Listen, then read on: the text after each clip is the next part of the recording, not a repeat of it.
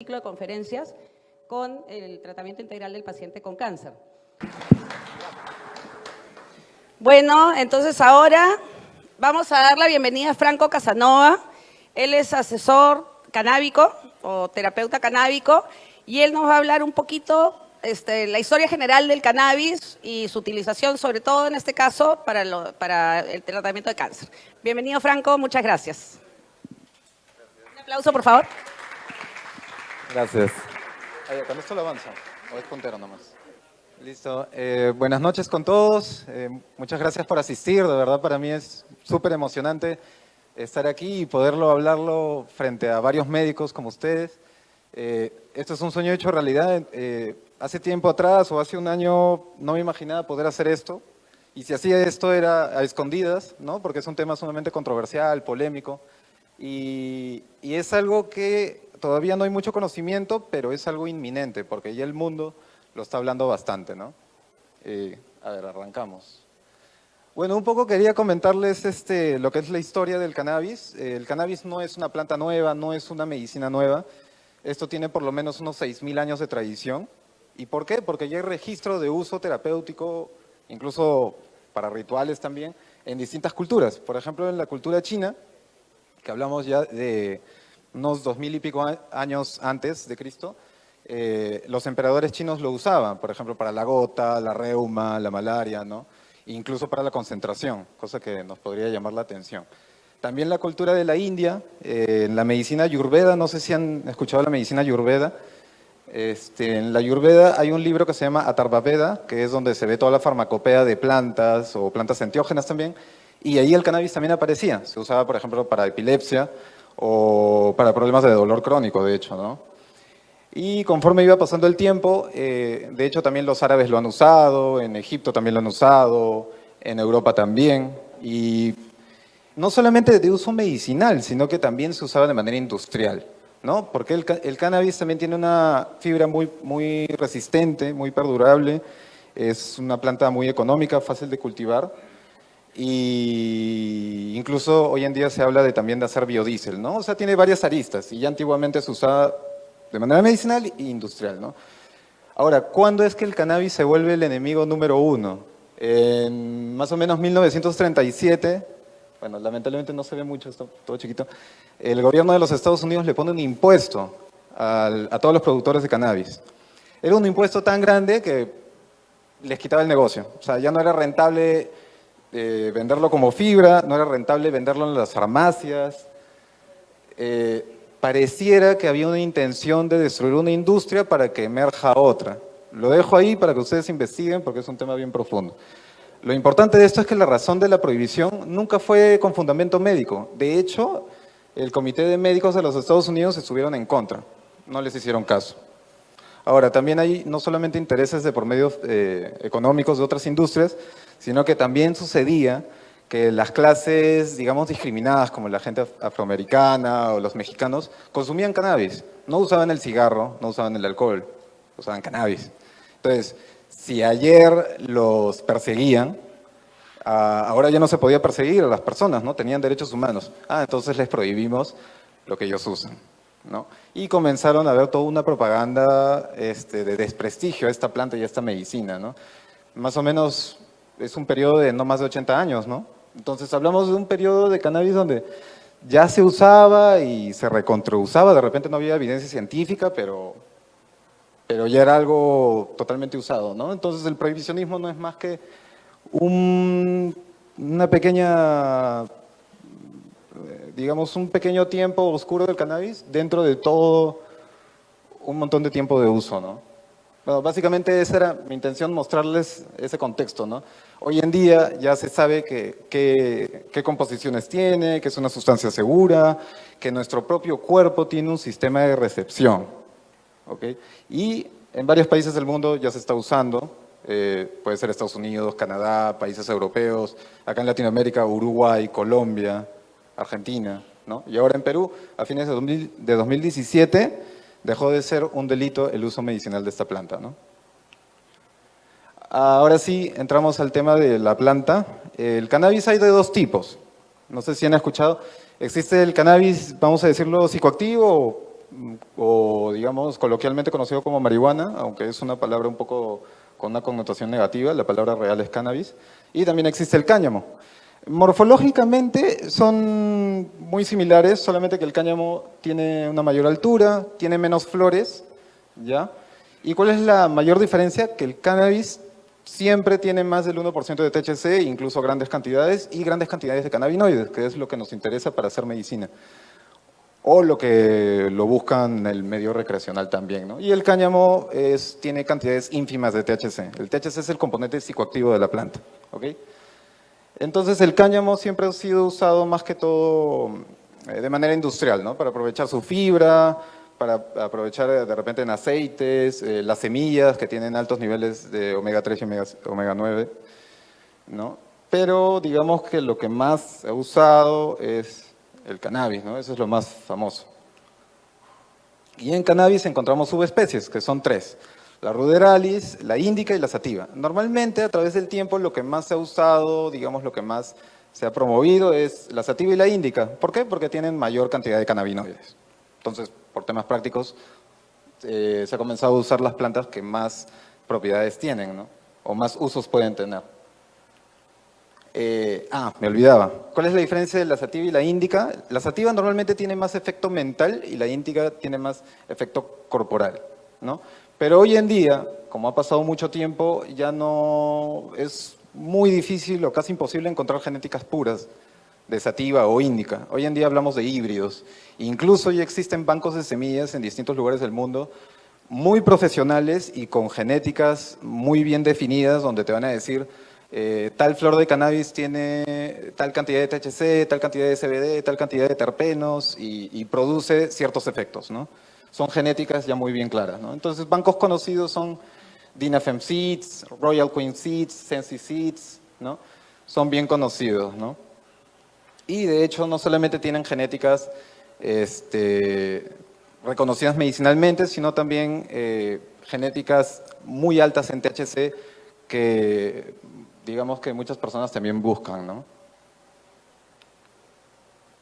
Bueno, eso era lo que les mencioné un poco antes. El cannabis tiene 2 grandes áreas, tanto la mente y el cuerpo, y esas son algunas de las tantas patologías que se puede tratar, ¿no? Por ejemplo, en mente vemos el TDA, depresión, ansiedad, trastorno obsesivo-compulsivo, TPT, ¿no? Autismo, daño cerebral, y en cuerpo podemos ver diabetes, cáncer, de hecho, y problemas articulares, ¿no? ¿De qué va a depender que el cannabis sea bueno para tal patología o para otra?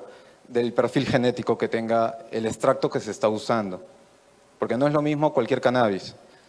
Todas las cannabis son distintas. Incluso hablamos de aproximadamente hasta más de 2000 genéticas. ¿Ok? A ver, ahí está. Ahora sí, esta es la flor de cannabis. Me imagino que muchos de aquí de repente alguna vez han visto. La flor de cannabis, la mayor concentración de la parte medicinal, los cannabinoides, están en los tricomas. Los tricomas son ese brillo que a veces vemos en las flores, o lo pegajoso, lo resinoso, ahí está la mayor concentración de cannabinoides.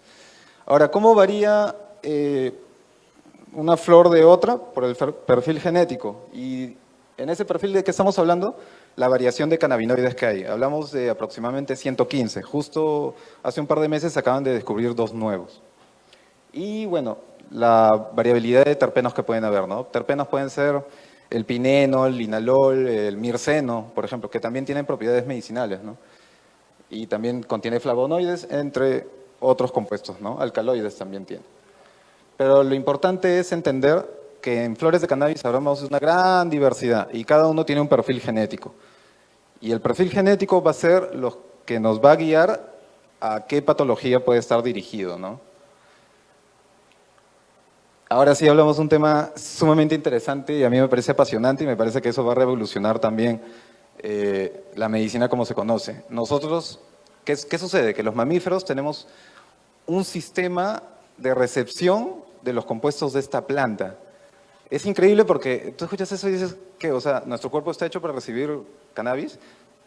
Sí y no. ¿Qué sucede? Que nuestro propio cuerpo genera cannabinoides endógenos. Todos los mamíferos con columna vertebral e incluso ciertos insectos se ha visto que tienen un sistema endocannabinoide. Producen cannabinoides endógenos, que son la molécula anandamida y la 2-AG. ¿Y estas moléculas qué hacen? ¿Qué hacen los cannabinoides? Buscan promover el homeostasis o el equilibrio a nivel celular, ¿no? Intervienen en distintas funciones fisiológicas. Hablamos de modulación del dolor, modulación de inflamación, modulación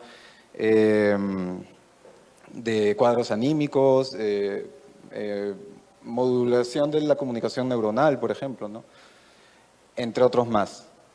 Ahora, este sistema tiene una serie de receptores, pero los más estudiados, los más predominantes, son el receptor CB1 y el CB2. Normalmente el CB1 hay mayor predominancia en el sistema nervioso central y el CB2 en órganos periféricos y el sistema inmunológico. Se ha visto que la anandamida es agonista, tiene afinidad con el receptor CB1 y la 2-AG con el CB2. Y ahora, ¿qué pasa con los fitocannabinoides? El THC, su mecanismo de acción es casi idéntico al de la anandamida. Por eso es que el THC hace afinidad con el receptor CB1 y hay acción terapéutica, ¿ya? Y el CBD, que es el otro cannabinoide predominante, tiene afinidad con el CB2. Entonces, por ejemplo, ahorita hablando del tema del cáncer,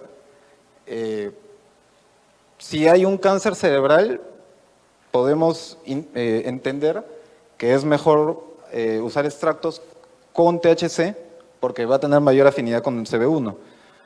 Pero si hablamos de repente, no sé, de un cáncer al hueso o el cáncer de mama, se ha visto que hay más receptores CB2 y el CBD tiene más afinidad con el CB2. ¿Mm? Algo interesante para profundizar, ¿no?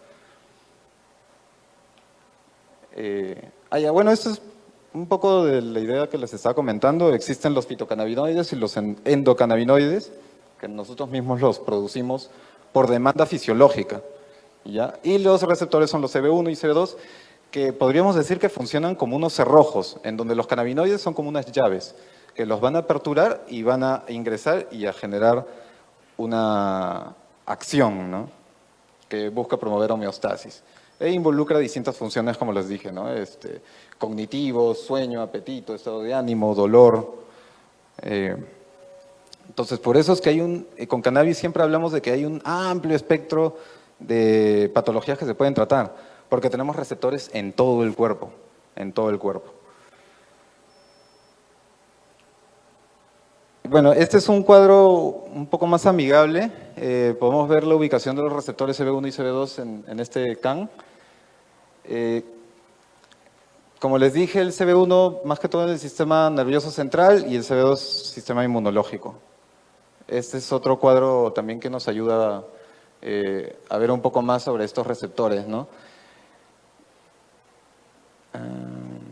Ahora, ¿cuál es la diferencia del sistema endocannabinoide de las personas y de los animales de compañía? Es que se ha visto mayor sensibilidad en los animales de compañía por los cannabinoides, específicamente por el THC. ¿Por qué pasa esto?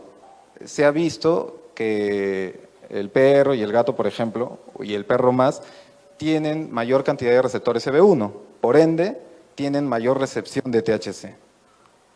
Son mucho más sensibles al THC.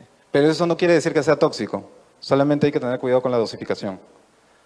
Esa es básicamente la diferencia, ¿no? Y por eso hay que tener cuidado con los ratios que usamos en extractos con THC y CBD, ¿no?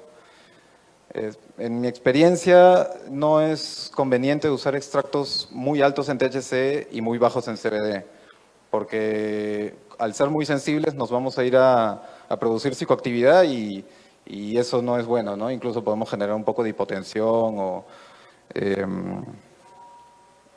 incluso reducir demasiado la glucosa en sangre también, que es algo que hace el THC. Ok. Ahora, este tema, ¿no? ¿Por qué se habla tanto de que el cannabis es una planta segura, inocua? Algunos dicen. Hay algo muy simple y esto es algo muy importante y hay que tenerlo claro y es algo que nos diferencia de repente del uso de opioides, ¿no? Que si bien es cierto, existen receptores CB1 y CB2 en todo nuestro organismo, no hay suficientes receptores en el tallo encefálico. Como ustedes saben, es la zona en donde se controla pues, la respiración, ¿no? Y también el ritmo cardíaco. Entonces, en ese sentido, no puede haber una dosis letal. Ahora, ojo, hay algo importante que acá que quisiera comentar. No es lo mismo usar solo cannabis a que escuchemos la anécdota del perro que se comió un brownie que se cayó. O sea, obviamente en un brownie recreativo hablamos de un montón de THC que le va a generar hipotensión y le va a bajar todo el azúcar y se va a quedar planchadazo.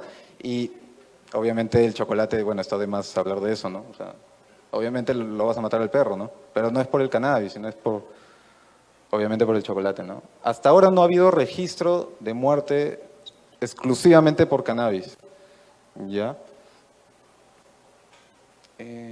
Sí, continuamos. Uy. Ahora sí quería hablar un poco más de los compuestos que son el THC y el CBD. Como les dije, el cannabis tiene un montón de compuestos, pero estos son los más mayoritarios y los más estudiados, los más predominantes. El THC obviamente es el cannabinoide psicoactivo y el CBD es no psicoactivo. Incluso el CBD tiene una propiedad antagonista de la psicoactividad de la planta. O sea que el CBD es el responsable de regular la psicoactividad de toda la planta. ¿Ya? Muy aparte de todos sus beneficios, ¿no? Por ejemplo, el THC es analgésico, antiinflamatorio, antiemético, antiangiogénico también, obviamente antitumoral, ¿no? Y el CBD también es antiinflamatorio y analgésico, pero en menor medida. Es anticonvulsivante, muy importante. Normalmente se ha visto que en cuadros de convulsiones o epilepsia va muy bien concentraciones altas en CBD. ¿Ya? Ahora, con esto, antes de pasar a la siguiente, es muy importante que sobre todo en animales de compañía, si vas a necesitar THC, siempre tiene que haber CBD de por medio, porque si no te vas en psicoactividad. Justamente el CBD regula eso. Incluso hasta 2 partes de THC por CBD se puede usar. Normalmente yo uso ratio 1:1, pero incluso hasta ratios de 2:1 es conveniente. Eso lo vamos a ver un poco más adelante también.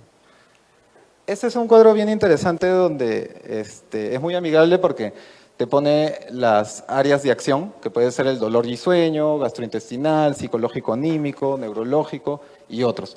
Y ahí tú puedes ver todos los cannabinoides que te van a ayudar a tratar esa área y a qué patologías apuntan, ¿no? Y vemos que hay un montón de patologías, ¿no?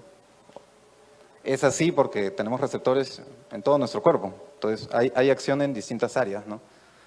Eso es lo interesante del cannabis. El tema es saber qué cannabinoides elegir para poder trabajarlo, ¿no? Como estaba comentándole a Sergio ahí en el intermedio, sería genial que más adelante ustedes, el médico, pueda ir a no sé, un químico farmacéutico y le puedas decir, ¿sabes qué? Tengo este caso y necesito tal cantidad de CBD, tal cantidad de THC, tales terpenos en una concentración de 300 miligramos, digamos. Y él te lo hace y tal.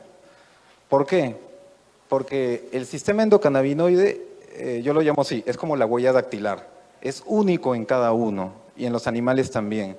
Entonces, y para cada patología tiene un perfil genético que va a ser más efectivo la terapia, ¿no? Eso, digamos, sería en el mundo ideal, en el futuro. Eso, a ver. Este es otro cuadro muy amigable donde vas a ver los cannabinoides y el efecto terapéutico que tiene, ¿no? Por ejemplo, el CBN es otro cannabinoide que sí a veces lo podemos hallar. Tiene efecto analgésico y también tiene un efecto muy sedante. No sé si a alguno le ha pasado que ha usado cannabis y en vez de sentir una psicoactividad del THC bien enérgica, le ha dado mucho sueño. Y a los recreativos a veces lo separan y lo dejan de lado, ¿no? En realidad eso para la persona de insomnio le vendría muy bien. ¿Y por qué pasa eso? Porque los cogollos ya muy secos tienen mayor cantidad de CBN, por eso es que te da sueño. Y el CBN es un cannabinoide degradado del THC. Por eso es que un cogollo ya muy añejo te va a ayudar a dormir. Pero eso es bueno para una persona con insomnio o perros con insomnio, ¿no? Por ejemplo. Okay. Ahora sí hablamos de ratios. Este es un lenguaje para entender cómo funcionan los productos canábicos. ¿Los ratios qué son? Son las proporciones de THC y CBD que uno encuentra en distintos extractos. ¿Ya? Normalmente lo más seguro, o lo que yo normalmente uso, lo que yo tengo acceso, es un ratio de 1:1. ¿Qué quiere decir? Una parte de THC por una parte de CBD. Lo bueno de eso es que consigues todos los beneficios terapéuticos del THC, pero sin la parte psicoactiva, ¿no? Por lo que habíamos hablado antes de que el CBD es antagonista, ¿no? Pero, de hecho, es seguro incluso hacer ratios de 2:1, ¿no? Por ejemplo, a casos oncológicos o donde hay mucho dolor crónico o agudo, necesitas THC. De hecho, a mí me suele pasar que hay casos donde algunas mascotas usan extractos de CBD solamente porque es lo que más abunda y no controlan el dolor, o sea, no pueden, no está funcionando. Usan un extracto con un poco más de THC o un ratio 1:1 y ahí ya controlas el dolor.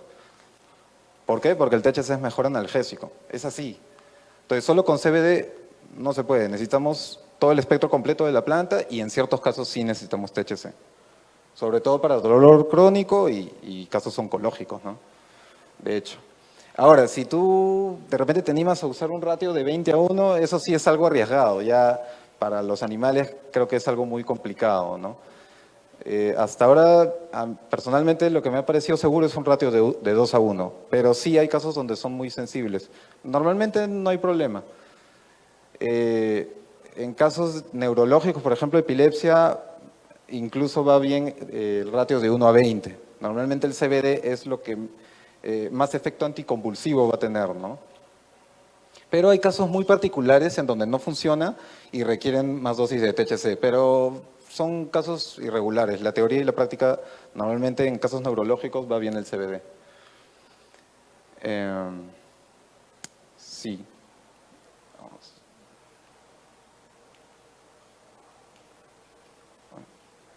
Ahora, ¿qué cosa es un aceite medicinal? Es bien simple. El aceite medicinal no es otra cosa que la extracción de la resina de las flores de cannabis diluido en un aceite vehículo. En la resina es donde está toda la medicina. Y puede ser de espectro completo, de amplio espectro o aislados. Por ejemplo, en Estados Unidos o en Europa abundan los productos aislados de CBD. ¿Por qué? Porque es más fácil de comercializarlo por la ley. El THC todavía tiene muchas trabas, muchos obstáculos por el tan temido efecto psicoactivo, ¿no? Y de hecho la FDA le dio visto verde al CBD y por eso es que abundan los productos de CBD y aislados. Pero hay un problema con los aislados. Los aislados no es otra cosa que, como dice el nombre, es aislar el compuesto de todo el espectro completo. Y cuando tú haces eso, la acción en el sistema endocannabinoide ya no es tan eficiente. ¿Por qué? Porque el THC funciona mejor como apertura de los receptores más que el CBD. Y si solo trabajas con CBD, los receptores CB1, ¿dónde quedan? Sí, puede haber acción, pero no tanto, ¿no? El THC es el que más afín tiene. Entonces siempre la teoría y la práctica indica que lo mejor es usar el espectro completo de toda la planta. O sea, es como que la naturaleza tiene sabiduría. ¿Me entienden? No, si le sacas algo, pierde su efectividad. Es mejor usar todo el espectro completo de la planta y respetar su perfil genético. Eso con respecto al espectro completo y los aislados, ¿no? Y bueno, antes de usar un producto siempre se debe tomar en cuenta la concentración, el ratio y los cannabinoides predominantes, ¿no? Esos 3 puntos son muy importantes, ¿no? Normalmente cuando encontramos productos de marca o artesanales pero muy bien hechos, lo ideal sería poder contar con esa información, ¿no? Para saber muy bien cómo dosificar, ¿no? Tener bien claro eso. Hay un tema también con los artesanales, que son los que abundan. Digamos que tú hayas un artesanal que viene de una planta de uso recreacional y como es artesanal, no lo pueden cuantificar ni analizar, no vas a saber bien de repente la concentración, los cannabinoides que tienen, ¿no? Y como puede venir de una planta recreacional, puede tener demasiado THC. Entonces de repente tú lo usas y el perro que le da hipotensión, hipoglucemia, y te queda planchazo. Nunca más lo vuelve a usar, ¿no? El propietario se asusta y el médico también. Entonces, No es tan simple, ¿no? No todo el cannabis es lo mismo. Hay que tener cuidado con los ratios seguros. Eso es importante, ¿no? Además, otro tema, la planta de cannabis es una planta que absorbe mucho la tierra. La tierra la deja casi estéril. Entonces, si no tenemos una tierra saludable, si es una tierra con metales pesados, otras cosas, contaminantes, eso se va a pasar a la mascota, ¿no? Entonces, es un tema bien complejo.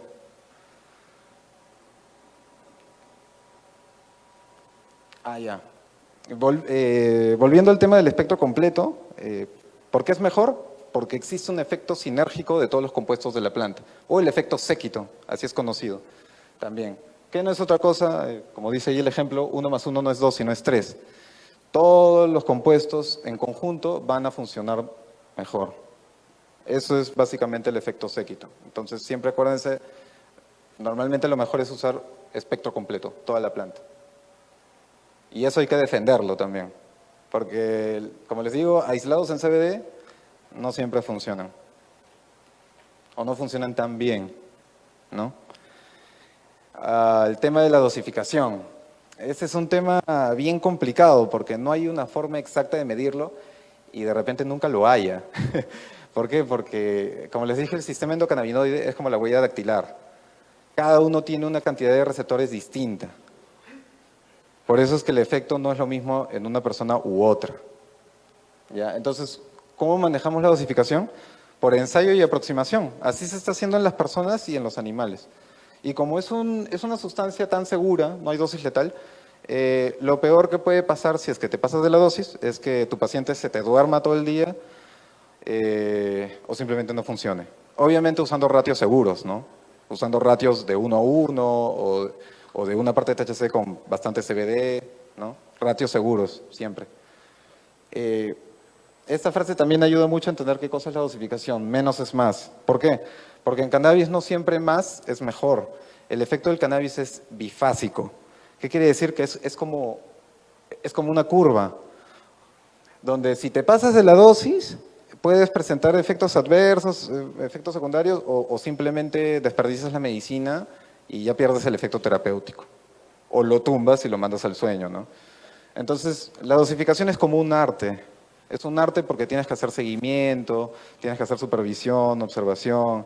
Es como que no es un fármaco como un Panadol que dice ya tal miligramos y se acabó. No, tú tienes que estar ahí los primeros 5 a 7 días, 10 días haciendo seguimiento y controlando dosis, graduando dosis, ¿no? Y si tienes un producto estandarizado, mejor, porque ya te dan un rango de dosis, ¿no? El aceite que yo uso normalmente lo manejo entre 2 a 15 gotas, ¿no? Normalmente 15 gotas son casos ya muy extremos. Y siempre con mucha paciencia. Yo, por ejemplo, recomiendo, o yo uso también 3 días de adaptación.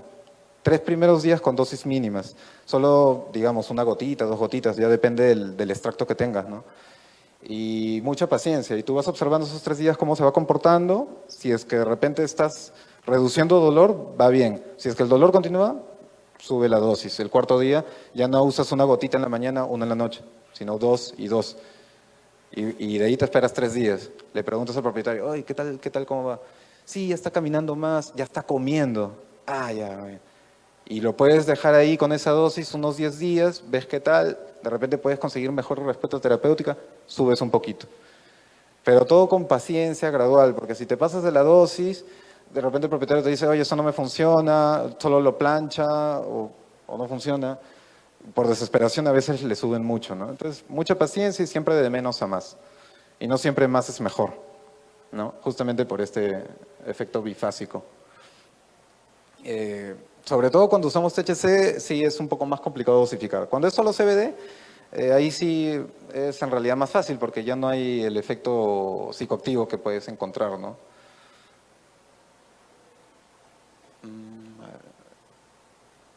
Ya. Y ahora sí, la parte mala. ¿Hay contraindicaciones? Sí, claro. Si tienes un paciente que suele tener presión baja o niveles muy bajos de azúcar, hay que tener cuidado. ¿Por qué? Porque el cannabis regula la presión o la baja y igual la glucosa. Pero eso puede ser bueno, obviamente, ¿para qué? Hipertensión y diabetes, ¿no? pero sí hay que tenerlo claro. Y interacciones farmacológicas normalmente con opioides y benzodiazepinas. Anticonvulsivos también. Pero con los anticonvulsivos es positivo en el sentido de que amplifica. Hay varios casos donde integran el cannabis y el fenobarbital y no hay problema, pero sí hay que considerarlo y graduar las dosis, ¿no? O hay casos donde de repente el hígado está muy terrible y quieres quitar el fenobarbital.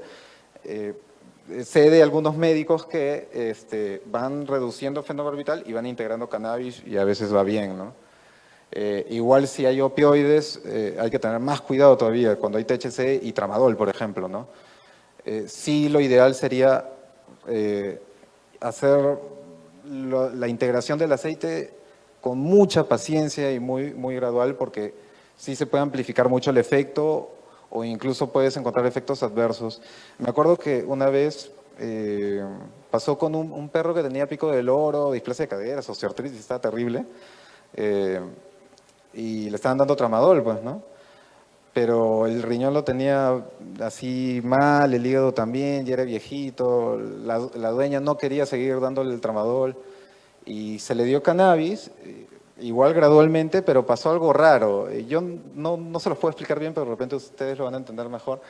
Es que el perro, de lo que orinaba, de la nada comenzó a orinar la mitad. Y la propietaria me decía, oye, le pregunté al doctor y me dice que no sabe bien, que te pregunte a ti, y yo tampoco no sabía. Y luego vimos que aparentemente el cannabis lo que hace es permanece mucho tiempo en el hígado. Entonces, eso, ¿qué pasó? El médico luego me comentó y aparentemente lo que hacía también era retardar el proceso de liberación de los opioides que estaban ahí, ¿no? Entonces, había más retención más que liberación. Entonces, hay que tener cuidado con esas interacciones también, ¿no? Básicamente eso. En realidad es una sustancia sumamente segura. Eso es digamos, lo más cercano, ¿no?